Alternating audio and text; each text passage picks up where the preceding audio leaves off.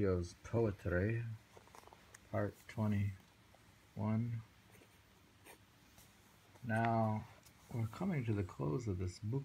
We come to a rainy day in New York.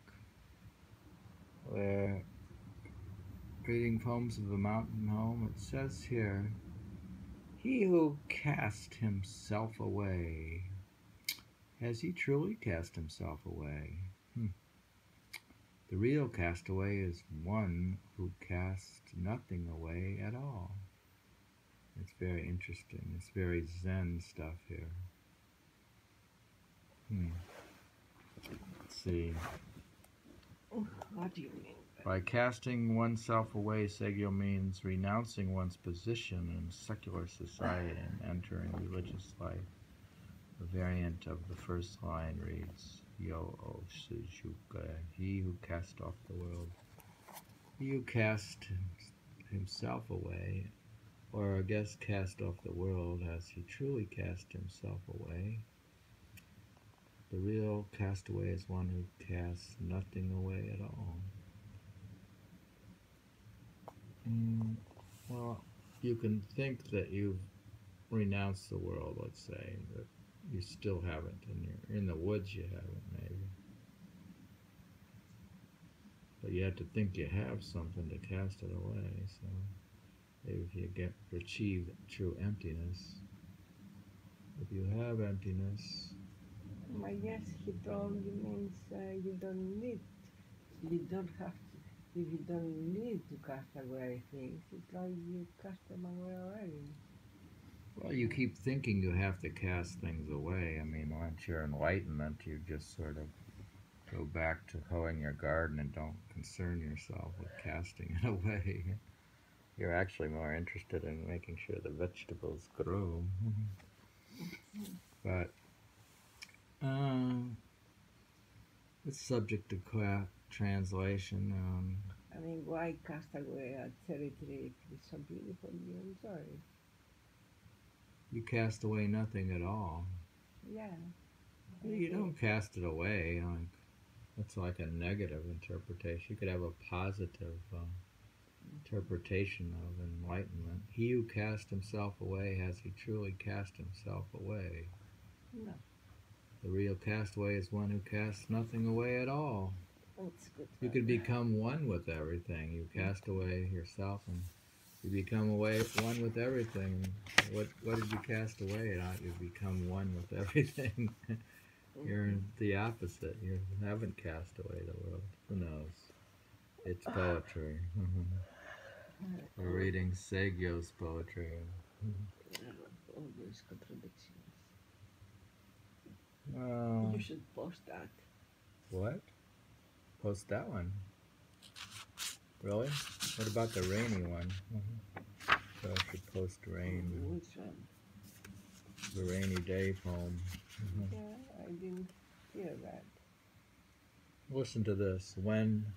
Who lives there, learning such loneliness? Mountain village, where rains drench down from an evening sky. It's raining today. Not that that's a reason to post. Should cast away the need to post. We don't have to What is the post. point of the rain? About the rain. That's what yesterday's. The rain says, we'll never get done at this rate. We're not in a hurry because we've cast away rushing. Cast the poetry away. We've cast away rushing. You don't want to cast poetry away. We're not trying to finish this book because we're not going to cast it away. Because you have more chance. We're going to just get stuck in the ending of it. No, just I'm sorry. We're reading it slow as possible, so we're the slowest poetry reader on earth. He who lives there, learning such loneliness? Mountain village where rains drench down from an evening sky. You can hear the rain. It's raining. Well, then now we established that I'm the slowest reader on earth. Oh, you think Saigyo's gonna listen to this? If he's one, If he's which I don't one? think. I don't think anybody wants to be that one because who wants to hear all that? In the reign of Emperor Takakura, I had occasion to submit a memorial to the throne and appended this poem to it. All right, so he's not totally obscure in the hut. He has friends. He used to live in the capital. He's requested to write a poem, so he's. Anyways, let us seek the past. Be an age that cherishes the old.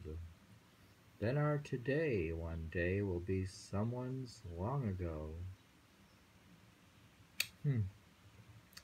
So someday somebody will watch this YouTube video in the year 2200. We'll say that's an old video. No, he says, let it. We do not know what Saigyo's memorial was about, though perhaps it concerned one of the imperial anthologies, the poem which is preserved in the Shinkokin Sensu, an imperial anthology completed around 1234, appears to represent Saigyo's statements on poetics. Look to the past, for only then can your work serve as a model for the future. Well, he looked to the past, but so did Basho look to him. He's looking to knowing. He looked to knowing, and Basho looked to Saigyo, and we're looking to Basho. And who's looking to us, dear? Nobody.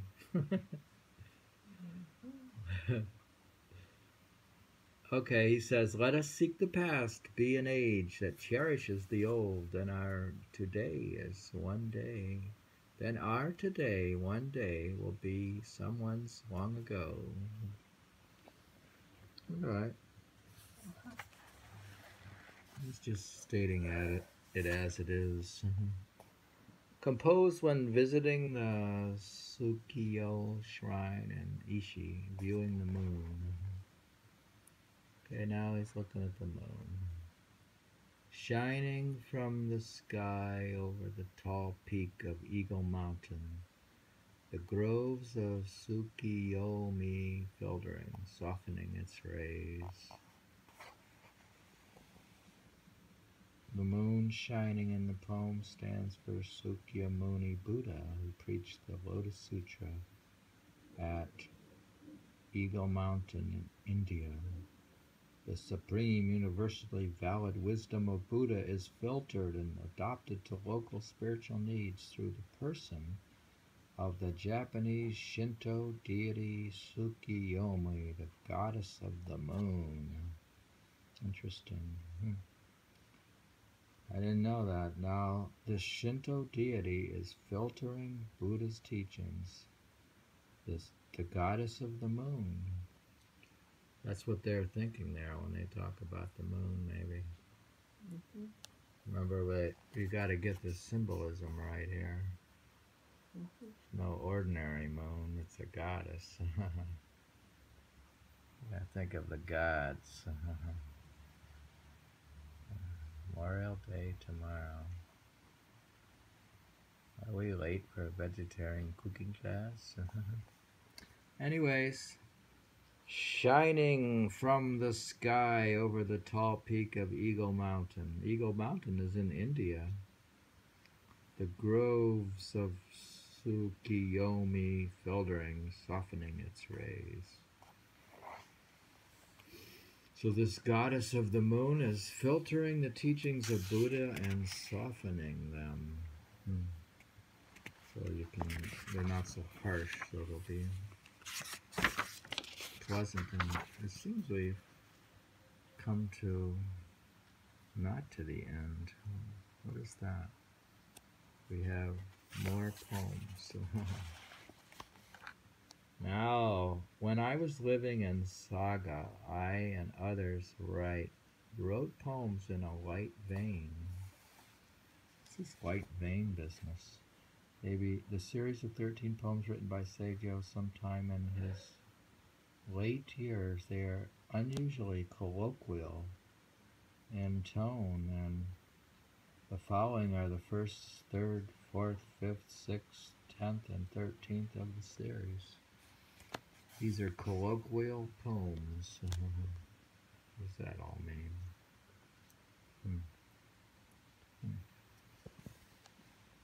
Oh, goodness. Colloquial.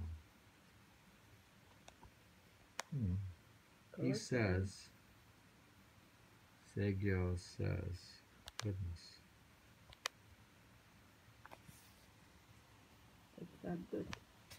No, he says, startled by the sound of children blowing wildly on straw whistles, I awoke from my summer noonday nap.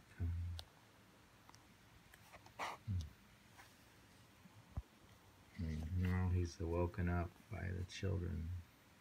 These are colloquial in a light vein, so now we're not in the ultra heavy Buddhist stuff.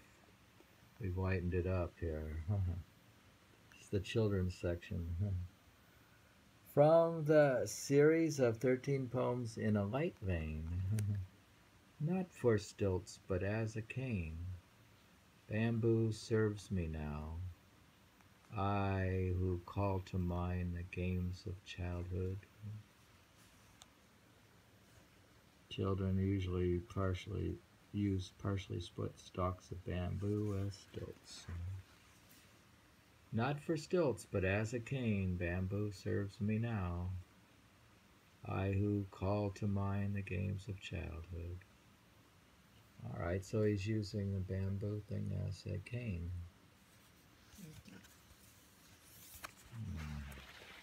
Very good. But he remembers them as a child. Now he says, just to play hide and seek the way I did long ago. Crouched down in a corner, squeezing in so tight. You know how you squeeze into the corner? Just to play hide and seek the way I did long ago. Crouched down in a corner, squeezing in so tight. So maybe he's crouched down in the corner, meditating, and it recalls his playing hide and seek. Now he says, drawing his sparrow hunting bow of bent bamboo, the little boy seems to be wishing for a guardsman's black hat.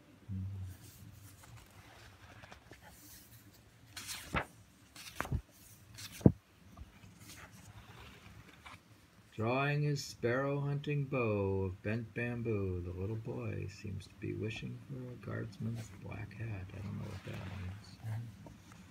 means. Anyways, I too grew up the same way, passing the years playing games like them in the garden sand. I too grew up the same way, passing the years playing games like them in the sand. Seems that children all grow up similarly. So, we've been reading Saigyo. Here he is. Saigyo's poems from a mountain. Saigyo's poems from a mountain home. Part 21.